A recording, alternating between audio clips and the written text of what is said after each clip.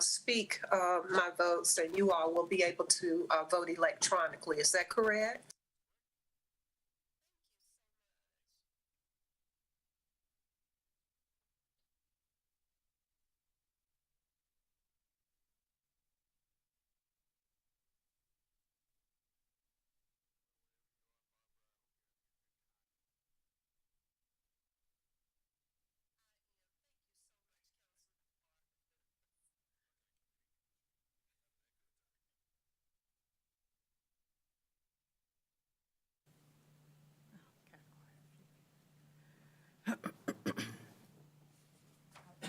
Only problem. Just a presentation.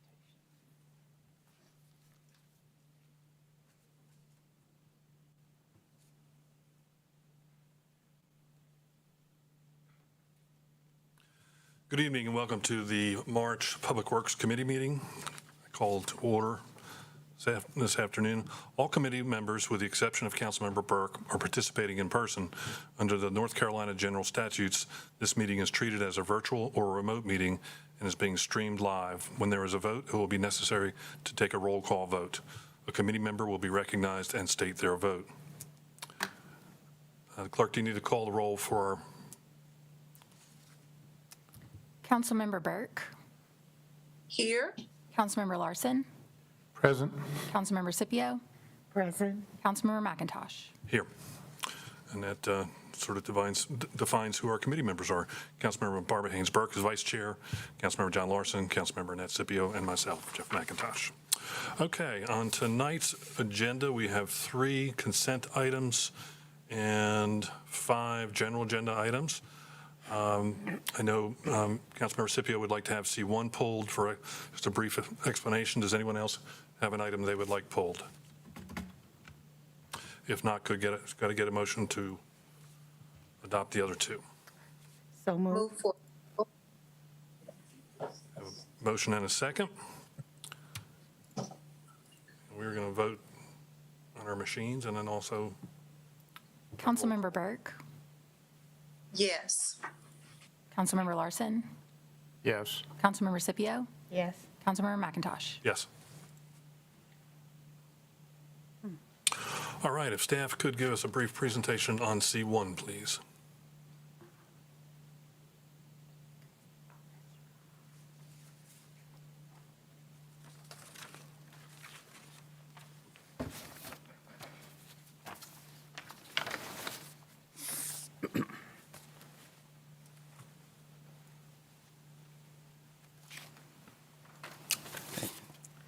Good evening, Chairman, members of the committee, and members of City Council. Rod Ring, Department of Transportation. Before you have the traffic calming policy, some possible revisions we brought to you back in January. There's not a significant change in what we brought to you back in January. I can summarize. Please. Basically, we're expanding the options for the public meeting. We're adding the additional ability to do videos in addition to in-person and virtual. Let's see, providing overall videos for the traffic calming policy and maybe even specific videos for neighborhoods. Limit the total number of traffic calming petitions reviewed by staff to 12 each year. Temporarily suspend new traffic calming requests while we catch up on the backlog. Currently, it's about 28 in process. And add language to the policy that restricts traffic calming measures to streets under 500 feet. Be happy to answer any questions, provide any clarification. Councilmember Scipio. Mr. Ring, thank you so much for all you do with traffic calming. It's the one service that we have really used in the East Ward, and more to come, but you do a really great job. Thank you. And I just wanted people to know that they're just little changes to make sure that it's more efficient for all of us. And that one of the things I like for people to know is that the city, we do not just go out and put traffic calming measures in your neighborhoods just because you think you want them. The whole neighborhood has to want them. and petition us for them. So it's not something that we arbitrarily do. But I thank you and your staff for everything you do, because it's one of the services I believe that we do very well here. Anyone else? City Manager, apropos of our conversation last night about outsourcing, is there an opportunity here to potentially provide some relief to staff so we can get caught up? Good evening, Chairman and members of the committee. We'll take a look at it. You know, a lot of the work is the initial staff and citizen engagement work. I'd have to talk to DOT to see if some of that could be outsourced. I'm sure the installation work, we may outsource some of that already, but it's that initial legwork, which is by design is very, as you know, very intensive. Right. To make sure that, but we'll take a look. Right. I mean, I know our people are working really hard. I'm just trying to think how we can help them. Okay. If nothing further, can I get a motion? Mr. Chair, I move approval of C1. Second. Second. We have a motion and a second. Councilmember Burke, Yes. Councilmember Larson, Yes. Councilmember Scipio, Yes. Councilmember McIntosh. Aye. All right. That brings us to our general agenda. Mr. King is going to report on G1. And this is a public hearing, so let's open the public hearing. All right. Good afternoon, Chair McIntosh, Vice Chair Burke, and council members. G1 is a street naming request, and this is for Rosewood Avenue over in the Ardmore neighborhood. And I think Sandy is going to pull up our map to kind of give you a little context on where this street is located.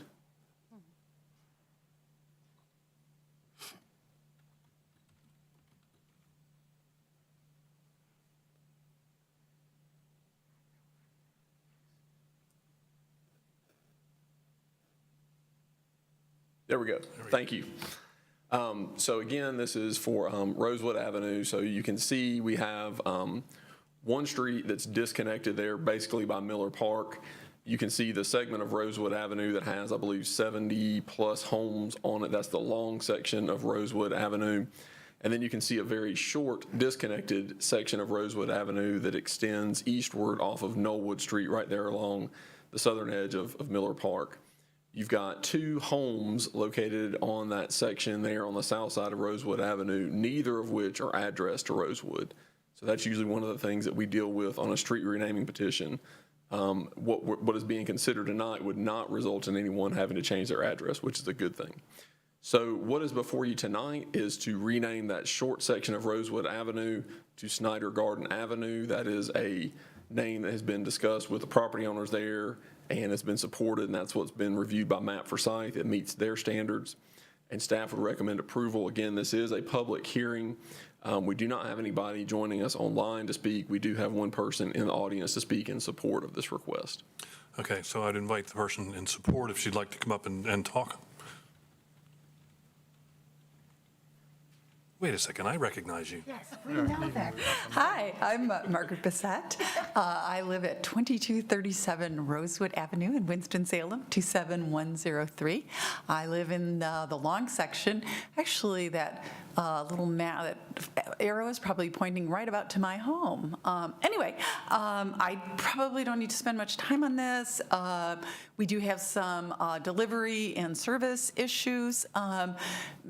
For some reason, people have difficulty finding our part of Rosewood Avenue, so this would resolve that. And when I met with the folks down that have property on Rosewood Avenue, they were the ones who suggested this name, and so I revised the petition and went forward with that. So if you have any questions, please let me know, but I think this would fix a potential emergency services problem and certainly a delivery problem, and honor one of our longtime residents. Very good, thank you so much. Okay, if there's no one else to speak, I'll close the public hearing and ask for a motion. I have a question. Oh, questions, sorry. Mr. King, On the short side of Rosewood, you said there was only 2 houses, That's correct. but you said they don't use Rosewood as an address. What is being used? Correct. The house on the western house there uses Knollwood as an address, and the eastern house uses Bellevue Street as an address. Oh, so They they're on the face corners. east-west, correct. They don't Okay. face north towards Rosewood, they face east-west. Okay, great. All right, thank you. I move for approval. John, do you have a Second. question? I'll second that, but I do have a question. Is there any idea how Rosewood got bifurcated like this? Was it originally a through street, or? I don't know that there was ever a street there. I suspect Miller Park came along at some point and split that area off. We do have a couple disconnected street segments in Ardmore. I think Parkway is another street that's kind of disconnected as well. So I know we have another one not too far from here. It's a mess. Thank you. All right. Councilmember Burke, Yes. Councilmember Larson, Yes. Councilmember Scipio, Yes. Councilmember McIntosh. Aye. Okay. That brings us to item G2. King, you're up again. All right. You may remember we recently brought you an item that dealt with the allowance, some additional allowances for having golf carts on public streets, and that was in response to some conversations we were having with Atrium about some major construction projects they had going on around their campus. That necessitated the request, and we brought some standards that allow those, expanded those provisions for golf carts on public streets for hospitals. And during that discussion at Public Works, we received a request to expand that to some other land uses. I think that was churches, universities and colleges, and then historic districts. And so that is what we are bringing you tonight, are the requested changes. So it's essentially the same wording that we brought you before, but we're adding those 3 land use types into the allowable areas. And with that, Jerry Contos and Angela Carmen helped to draft that language. I'm glad to answer any questions, and they're here as well. All right. I know there's been conversation about this between meetings, so I'm hoping that most people have the information they need. Are there any additional questions for staff? Okay. If not, can we get a motion? I move for approval of G2.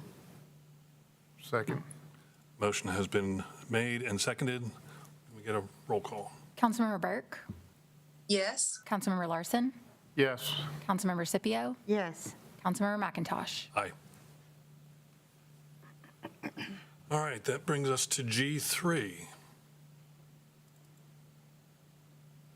Item G3, resolution authorizing the Bryce A. Stewart Municipal Building as the location of a future solar photovoltaic system installation. Ms. Peplowski, Good evening. good evening. All right, thank you, Chairman and committee members. Tonight, I am bringing forward this request to put solar PV on the Bryce Stewart Building.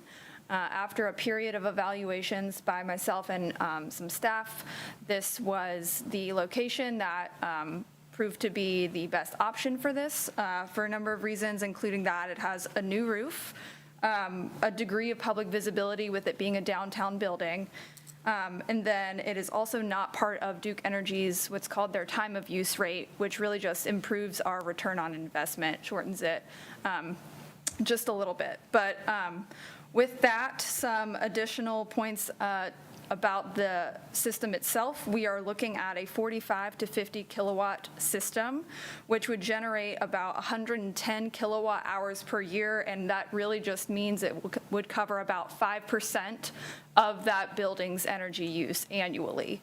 That also would result in savings of just over $7,000 a year. And so we're looking at a lifespan for the system of about 25 years. You know, that will add up to some savings over that full lifespan. And it would also line up pretty well with the roof replacement schedule. So that shouldn't have to be an issue when we are installing this or during the lifespan of that system itself. So with that, I'm happy to answer any questions. Do we have questions from the committee? Councilmember Larson. More of a comment, I suppose. This is the first example of using solar panels in the city. Yes, sir. Congratulations on that. I think it's very exciting. It's certainly a part of our commitment to reduce our carbon footprint, which we pledged ourselves to do about a year ago at this time. So thank you for taking the initiative on that. You have the next building, we have another site planned already? We're continuing to use that same analysis that we've already performed. It did identify about 10 sites that are potential options. So we're now just still weighing whether we want to do some smaller installations, but more of them, things like that. We're also considering working with some other departments and seeing if there are facilities that those departments might have as well. So we're still in the process, but because this funding is coming through that CIP process, that'll be dispersed over that 5-year span. So once we get that next sort of funding disbursement, we'll bring the next recommendations forward. It's 125,000. What was the amount? Yes, this first amount for this year is $125,000. That covers this project And yes. entirely. Yes. Councilmember Scipio. I'm so excited that we're actually stepping into the future and using some alternative energy sources that will help protect our climate. With the system, I think you said we would save maybe $7,000 in utility on Bryce Stewart. Is that because of the size of the system we selected? And could we have selected one that would save more energy? Yes, so the savings that we're projecting are for the size of the system, which is limited by the funding amount. So that 45 to 50 kilowatt system would take up that full 125. And so, it being a 5-story building, of course, it's one of our bigger energy users as a city facility, sort of across the board. And so that's another reason that, that savings is maybe marginal compared to what we're actually spending there. But again, because it is such a large energy user, it is ideal to have a renewable energy system on it. So yes, we did consider all of those points, though. And how much would it have cost us to do a bigger system to get more? So on the size of Bryce Stewart, I think if we were to cover the entire roof of that building, it would cost about $250,000, rough estimate there. So about twice of what we were given for this first disbursement of money. But yes, that's something else that we could consider with some of the rest of this money is just maybe building that out if we wanted to. But yes, it would cost significantly more. And one more question. What type of maintenance costs are associated with this system? Yes, so maintenance actually will depend on how we decide to move forward with this project. So if we are to lease this system, whatever company we choose to lease with will be responsible for that. And so it would be a slightly more marginal cost, and it wouldn't be nearly as much reliance on our city staff to do that, especially because this is our first facility that we would be installing solar on. There isn't a whole lot of technical resources that we currently have as a city. So yes, right now I think that we would rely on that company, whichever we go with. Thank you. Any other questions? I did have one about just technical. What is time of use rate? Can you explain? Yes, so time of use rate it's one of Duke's technical terms. So there's various rate structures that they have. And the time of use rate just means that the rate of energy that we're using per kilowatt hour, that cost will vary depending on the time of day. So when there is more usage at night, it'll be one cost, and if during the rest of the day, it'll be a different cost. So it's just a little bit more variable. And so with Bryce Stewart, they're fixed. And so that cost per kilowatt hour stays the same regardless of the time of day, and generally averages out to be a little bit higher than what that time of use rate might be. So that it's very technical, but that's just briefly what that means. Great. Okay, thank you for that explanation. All right, I guess we need a vote on this. I got a motion. Mr. Chairman, I move approval. Second. I have a motion and a second. Councilmember Burke, Yes. Councilmember Larson, Yes. Councilmember Scipio, Yes. Councilmember McIntosh. Aye. That is approved, thank you. G4, Item G4, information on Salem Parkway streetlights. and Mr. Ring is back up to the podium.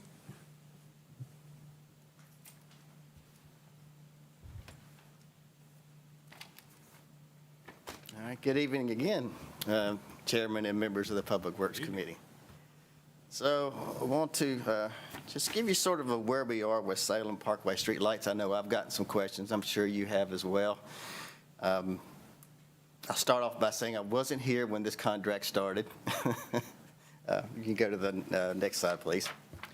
All right, so when Salem Parkway was constructed in 1958, NCDOT, the North Carolina Department of Transportation, installed the lighting system along the roadway, and in turn turned that system over to the city of Winston-Salem, which is basically standard practice for the North Carolina Department of Transportation.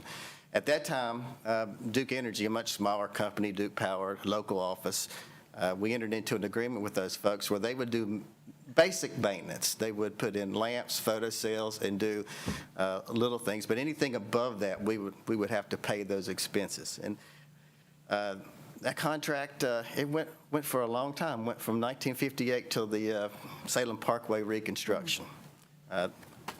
So when Salem Parkway was reconstructed, let's see. Lost my track on my slides here. Okay, go to slide 3, please. NCDOT, again, paid for the new street lights along the new section. You guys have probably seen them. They're black. They're in the middle. They're LED. They're complete rewiring, complete substations to provide the power and up-to-date modern system. So that section is currently operating efficiently. It hopefully will operate for another 50 years. However, the remaining parts of Salem Parkway, a few lights, about 11 or 12 to the east of 52, and then to the west to just past Knollwood Street. Those lights are the original poles and wiring from 1958. So back when Salem Parkway was being redone, we were in communication with Duke Energy and inquired about the possibility of making some upgrades, and they came back to us and said, yes, it's been a nice run, but we would prefer not to be on controlled access lighting. For obvious reasons, it's very expensive now for traffic control to work out on these roadways under the number of cars that are per day traveling on the road. So over the past year and a half, we've been working to secure enough funding, and we've begun the process of changing out the power feeds to the older section that currently is being fed directly from Duke Energy. This is unmetered, unfused. Only linemen with Duke Energy can work on them. We're replacing those connections with meters and panels like you would have at your house. That way, we can have our contractor work on them safely. And we've begun that process. As a matter of fact, as of yesterday, the contractor has finished 3 meter panels at Knollwood Street. They've passed inspection, and we've submitted paperwork to Duke Energy to make that connection. It is our goal, to the slide that says what's next, to continue to work and replace meters along the rest of the roadway. Ultimately, I think what we'd all like to see is all the lights work and switched over to LED and at least match in color what's on the new section. It would be incredibly expensive to replace all the poles. There's at least, I think, 176 poles along the roadway. And just to give you an idea of the expense, just one night of traffic control was $4,000 on that roadway. So That's a real high-level overview of what we're doing on Salem Parkway, our goals, and what we're trying to accomplish over the next few years. I'll be happy to answer any questions. Anyone on the committee have any questions for Mr. Ring?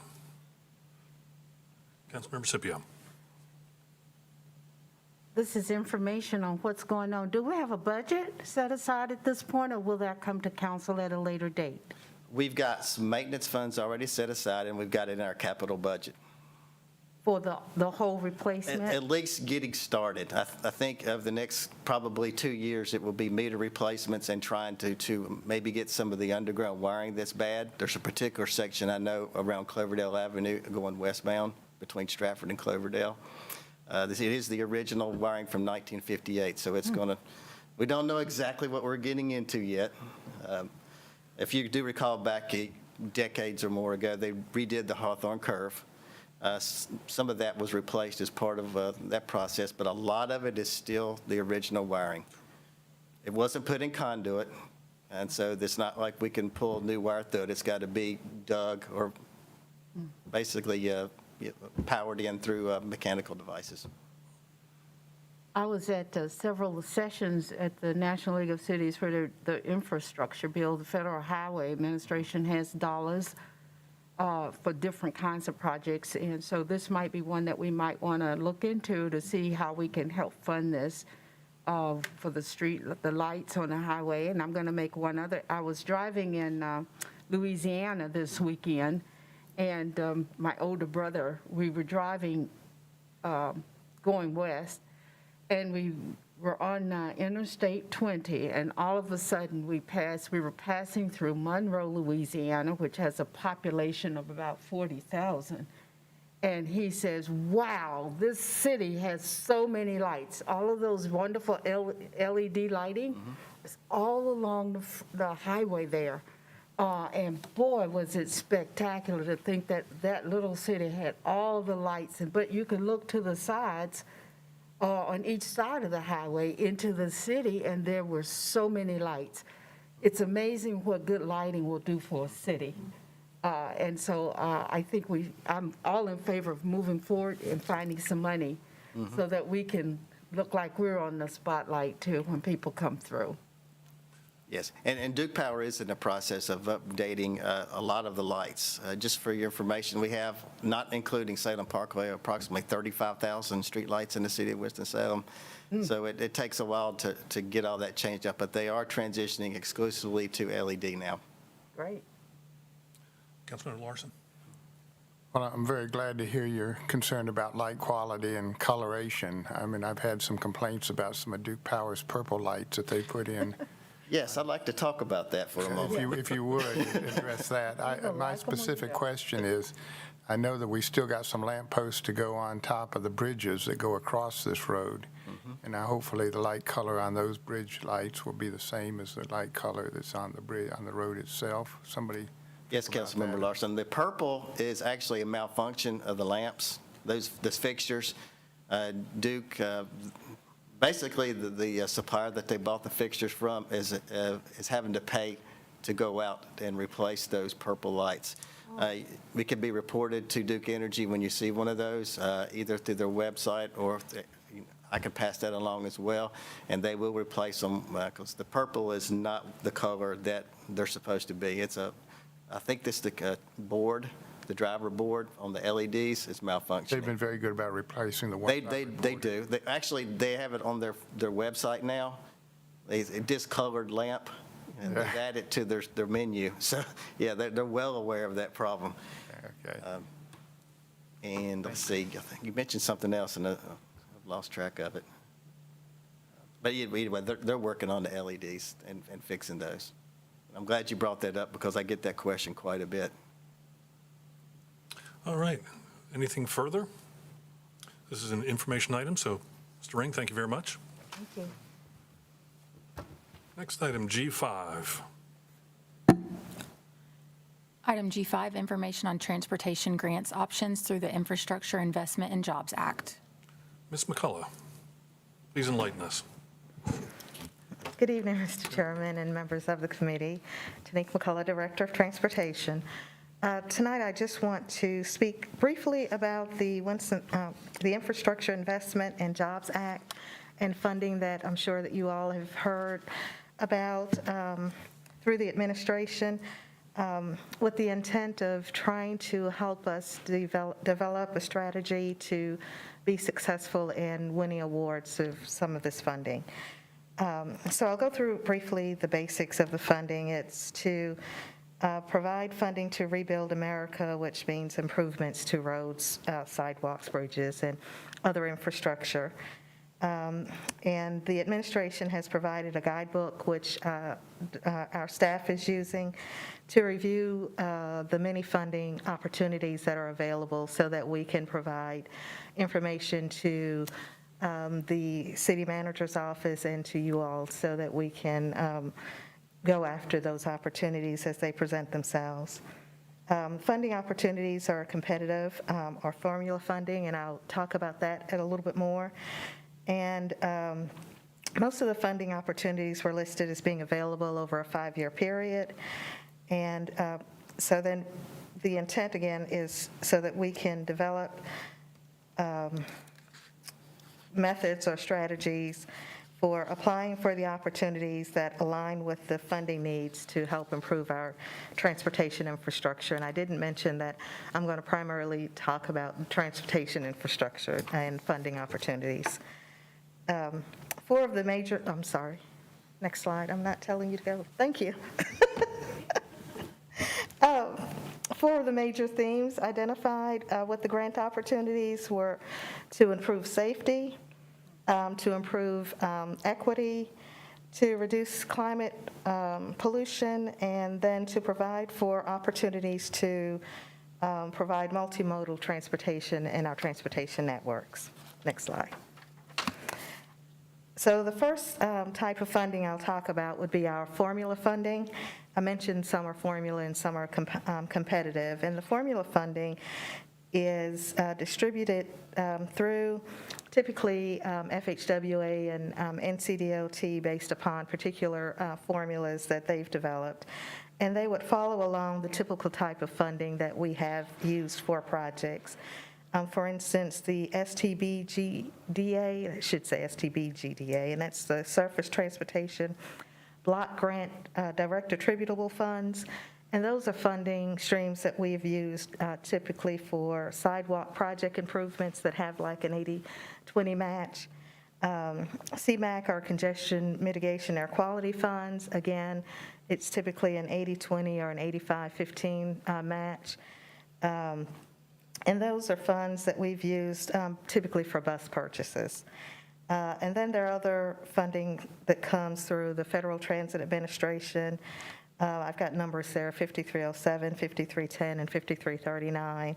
Those are funding streams that are used to fund our transit system, and also for programs such as our enhanced mobility funds or those funds that we call JARC, so to opportunities that we distribute to subrecipients. It comes to the city as a pass-through funds for individuals to get to work or school to improve their situation in life. And so these funds are typically distributed through our Metropolitan Planning Organization or our TAC. So the funding opportunities are announced, and then the Transportation Advisory Committee actually has methods and procedures that they use on how they distribute the funding to all of the local municipalities and agencies that are a part of our MPO. So if there are new opportunities presented, then the TAC would develop new methods if they need to, and those are approved through federal highways or NCDOT. The ones that we can go after a little bit differently would be our competitive funding. And there are lots of competitive grant opportunities, and I will touch on a few of them. But the competitive funding are basically, again, funding opportunities that they've listed maybe allow for 5 years. A couple of things to keep in mind is it would be helpful if we develop a strategy, because The strategies for applying will help us to put together applications that are competitive, because the competitive funding is competitive on a national level. So we're not just competing with our local municipalities in North Carolina, but we would be competing nationally. And so anything that we can do to improve our applications would be helpful. And then the notice of funding opportunities come and they come quickly. So having applications and having an idea of what we're applying for would be helpful as well, because we don't have much time to put together well-versed applications that can be competitive. So one example that is up on the screen is our RAISE grant. That is a funding opportunity that we've pursued in the past. It used to be the Build or Tagger grant. Last year, we applied for the RAISE grant for our Long Branch Trail extension. We were not successful, but the opportunity to apply, through the opportunity of applying, we were able to discuss with some of the reviewing individuals ways that we can improve our application so that we can be more competitive in the future. They gave us high scores, but they just identified a few things that if we made a few tweaks that might make it a little bit more competitive. There's a lot of information on there. I think I didn't mention that we actually applied for $6 million of funding, and we currently have some funding through our MPO. It's $880,000 for design through our STPGDA, and the match to the city would be $1.72 million if we were to be successful in the application. That notice of funding is currently announced with the grant application date closing on April 14th. So they move just that quickly. The next item that I'll talk about is another existing competitive grant that we've utilized before, and that's the Bus and Bus Facilities grant. The administration announced there's going to be about $2 billion available, with $450 million to $490 million per year over the fiscal year 2022 through 2026. We've applied and been awarded funding in this category, and that's typically been for funding used to purchase or replace buses, and rather they're fixed route buses or our Trans-Aid buses. And in the corner of the screen, you'll see that we identified in our capital plan that there are about 20 unfunded bus replacement needs between fiscal year 2021 and 2025, and there are 37 unfunded Trans-Aid buses needed between fiscal year 2022 and 2027. And those needs are based upon when we anticipate the vehicles meeting their end of service life. So there are two others that I'll go over real quickly that are new grant opportunities. And the first is Safe Streets and Roads for All. It was announced that there will be $5 billion over 5 years. And some of these programs, well, it's an 80-20 match, which most of them are. And these are funds that can be used to develop like comprehensive safety action plans, such as a Vision Zero initiative. But it's also funding that could possibly be available for things such as traffic calming and installing traffic calming measures. And then the fourth that I'll just briefly describe would be Reconnecting Communities. That is also a new program.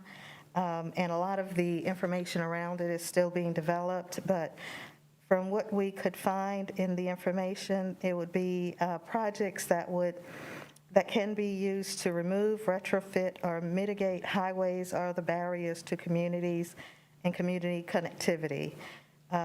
It was announced that $1 billion will be available over 5 years, and there's a little bit of information here about some of the type of projects that could be considered to apply for. But as we get more information, then we'll be bringing that before you. Oh, I actually had a fifth one. Sorry about that. So the other is the Bridge Investment Program, which is $12.2 billion over 4 years. And from what we were able to find, right now, the eligible agencies would be through our MPO or through the states, but that might be a competitive opportunity that the state may make available that we can then pursue with some of the project needs that we have for bridge replacements. And I'll go over the next slide, and then I'll skip over to the last slide real quickly. So what we did as staff is we kind of created this little chart to show like some of the project titles that we currently have in our capital improvement plan, our current plan. And then we looked at those 5 funding categories to say whether those particular projects could possibly match to any of those grant opportunities, just to give an idea of some of the work that we're doing and in evaluating what some of the needs are of the city and how they could match to some of these grants. And we're developing this to kind of, like I said, develop a strategy so that we can present to you to say maybe next year we want to apply for these 4 grants for these projects, and then the following year we'll apply for another set, and if we're successful, then we won't need to reapply necessarily. We could probably implement more programs. And if we're not successful, then we can do like we have on other grant opportunities and just meet with the agency that actually is awarding the funds to determine how we can better improve our applications so that we can possibly have success. So if you the next few slides is just more information on other grant opportunities that we're evaluating, and it just gives some information on the type of program, the funding mechanisms, who some of the recipients are. So if it's local, then that means the local municipality can apply. If it's the state, then it would be through the state, or if it says the MPO, then it would be something that would have to work through our metropolitan planning organization. It also tells the next steps, so those next steps would be information about how they announce what the funding, when the funding might be available, and then how the different type of programs that you might be able to apply for that match the funds. So the last page is really the next step, and the next steps means things that we are doing as staff. So one would be for us to continually review federal guidance on grant opportunities, reading through the potential notice of fundings or any information that they have, and I guess bringing that information to the city manager's office and eventually to you all to determine how we want to pursue these funds. Helping to establish a direction or recommendation on how what funding opportunities we'd like to pursue. I just mentioned reviewing the notice of funding opportunities to make sure that as we've identified which particular funding might be eligible, to make sure that our program needs match the requirements as they identify. Because sometimes the notice of funding may list restrictions that might not apply, like there may be an area of underserved communities, but we may have a project that may not fit that requirement. And so then we need to go back and determine if we still want to pursue it, if there are other projects that meet that particular requirement. Again, keeping our leadership informed of changes as they occur, and then working on applications as approved to ensure we remain competitive in our pursuit for funding. So that's just a brief presentation. There are a lot of opportunities out there, and some that might meet some of our needs, and then we may find that there are a lot that we hear about that for some reason or other it may not. And I'll be glad to answer any questions that you have. Thank you very much. That was very thorough. Do I have questions from committee members? Councilmember Scipio. I love the fact that we are going to think about having a strategic plan for our roads, our bridges. We really need to get everything up to date. And I know the opportunities are there with funds from the federal government, and the state has the money that was passed through to them. And I would love to continue to encourage the staff to go after every possible drop of money that you can go out, particularly those that might be funded at 100% and wouldn't require a match. But any monies that we can get for our community would be beneficial. And I would love to have Winston-Salem at the top of the food chain, getting all the money we can get. Yes, ma'am. Any other questions? Mr. Larson? Roads, bridges, infrastructure like that is so important in the identity of this town, and we're fortunate that Salem Parkway has now become a signature, and I think DOT and everybody's very proud of what that's done as far as upping our game. I guess the question to you would be, for DOT particularly, do you have a list of sort of shovel-ready or close to shovel-ready, and what do we need to be doing to prepare projects to get them most competitive when we go in for the grants? I mean, sometimes it helps to invest a little bit of money up front, get some better clarity on the scope of the project or engineered drawings, what have you. How are you feeling right now about the projects that you have in the stable? I think that would, thank you, Councilmember Larson. That's a very good question, because there are things that need to be in place in order for us to be more competitive, such as having projects that are in some plan. So it could be in our CTP, which is our transportation plan, our comprehensive transportation plan. There could be projects that might already be in the STIP, which is the state prioritization plan, so that there's partial funding already available that we need to pursue, or there may be projects that are in our capital plan that that are in our unfunded portion of our capital plan, which may not have funds available that we've completed studies on. So to that regard, then some of those are considered not really shovel-ready, but they would be eligible for a lot of these programs that require them to be in a plan.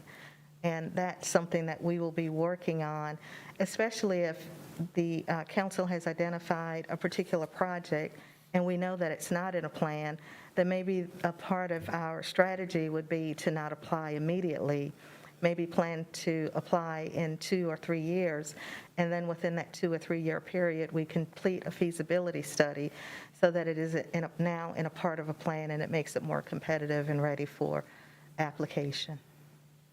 Yeah, I think we need to sometimes invest some money up front to make sure that we're positioned properly and look toward the department to help us understand what our best shots are in that category. Yes, sir, we'll do that. Any other questions? I've got a question sort of related to both these comments. Does staff have the bandwidth to pursue all the opportunities here? I mean, we're talking about a highly technical grant process that's competitive. It's going to be highly competitive and somewhat time sensitive. You know, do we have enough staff? Does staff have enough bandwidth to go after all of them? And if not, I mean, these are things that are opportunities to have stuff paid for by somebody else. You know, can we divert manpower from other things to focus on this? I mean, traffic calming, obviously, you know, we've said we're going to push back on that a little bit, but you know, how do we manage the volume of work that's necessary on this? That's really one of the other intents of this initial conversation, is to share with you some of the level of involvement that's needed in order for us to be competitive. We do have staff shortages and needs and limited capacity to go after everything. But I think that if we spend time to determine those things that are truly a priority for us, then I think we would have more success potentially of getting funding, because we can really focus in on those things that are top priority, and then we're shifting staff to those top needed items that have been identified by you all. But I think if we truly set out to go after everything, then I think we will be putting together a lot of applications that aren't really complete and not highly competitive. So would you say it's fair to assume that council can be helpful to your staff by dialing back some of our requests to your staff so that you can concentrate on the things that won't necessarily have to come out of our general fund, but can be funded by outside sources to let you concentrate on this topic more fully.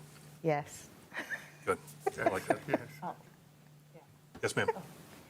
Ms. McCullough, Yes, ma'am. one of the things that I really like about some of our city departments is, and I will say specifically, in the planning with historic preservation and that kind of thing, is they don't have staff to write all of the applications and grants, and so they contract that out. Do you ever contract out that kind of need to write grants, have grants written for you through other consultants that might be qualified to do that? Yes, ma'am, we do. When we applied for the RAISE grant, we did use a consultant service to prepare the application, and specifically pulling together the details of the project, but working through things like the benefit cost analysis and things that go into more detail and at a higher level than maybe staff can even do quickly. And then based upon the comments that we've received, since we were not successful the first year, we are now able to utilize our staff to improve upon that that application without having to use the consultant service a second time. So there are ways that we can make that initial investment, maybe using a consultant to help and hopefully to be successful the first go-round. But if we're not, then it does lend itself to us being able to continue upon that pursuit. All right, if there's nothing else, thank you very much, Ms. McCullough. Thank you very much, Chief. And is there anything else for the committee? I've got something I want to talk about here in a minute, but anyone else have anything for the group? Okay, we all received an email from the mayor talking about the response to the Weaver fertilizer fire coming through Public Works. And so we'll be developing we don't have a sort of workflow scheduled yet on how that information is going to come before us. I can just say that from my standpoint, the things that are most important to me are looking out forward of what we can do to prevent future occurrences. One of the big things that I have a concern about is our zoning code. Right now, if you have a company like this could come in with our existing code and basically build another plant like that tomorrow. We don't have the ability to regulate fertilizer, that whole thing is at a federal level, but we do have the ability to change zoning that would put distance requirements that would make it essentially impossible to do that again. So that will be one of my first focuses. I'm going to ask staff to maybe develop something that we can act on pretty quickly there, because we obviously don't want that. We know that situation and we know how bad it is. Let's not have it happen again. So I'll be looking at other council members and committee members for ideas, but like I said, I would like this to be a very forward-looking process to say what's out there that we need to prevent this from occurring again. There's tons of litigation going on. There's tons of investigation. I don't think that's our role in this.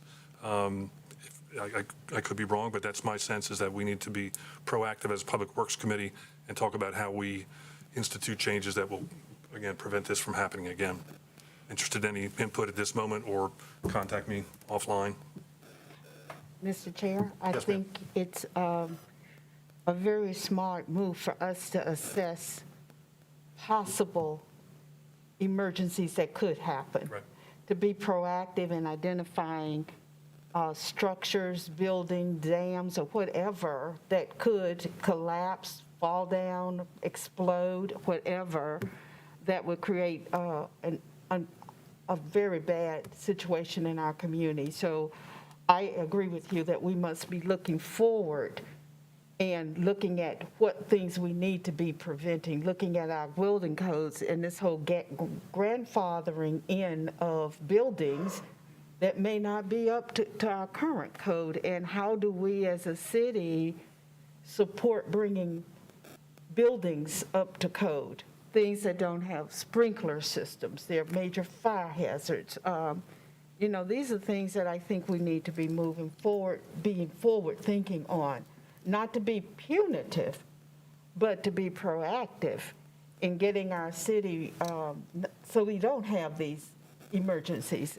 I do want to believe that I know that our fire and police, public safety were just excellent, how they responded.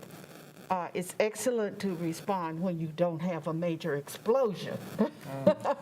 But if we had had that catastrophe, we would be thinking a little bit different. But I think we need to think about how do we put in place things that are preventive now for things that might at least recognize it. Sure.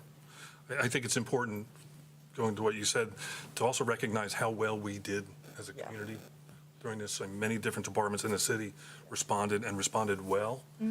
So not that it's a win, but it certainly prevented a loss. Sure. And one other thing that I think we're going to bump into is the limitations of our ability to do some things that we want to do. We're going to be looking to Raleigh to possibly change some things, but we don't have carte blanche. But let's, as quickly as possible, get changed and affect what we can. And I think we also need to help our residents have an emergency plan. You know, we don't think we ever have to do evacuations, but we need to start thinking about that as a community. If there were something that we had to escape from, we all need to have a plan. We need to have an emergency plan for our city. We don't have escape routes like they have down on the coast. But we really need to start thinking. I hope we could think about that as well. And I see Ms. Burke has her hand. Councilmember Burke. Thank you, Chair McIntosh. I believe that everything that I was about to say has already been said, so I'll just echo what has been said and just say we do need to be proactive going forward, thinking about what could have happened and how we were saved. But at the same time, so many people were impacted in such a negative way. We need to assess the buildings that we do have, make sure that we're up to code, and put measures in place that will protect and keep us all safe. So being proactive. Thank you. Well said. Thank you. Okay, if there's no further business, meeting is adjourned. Thank you. Thank you.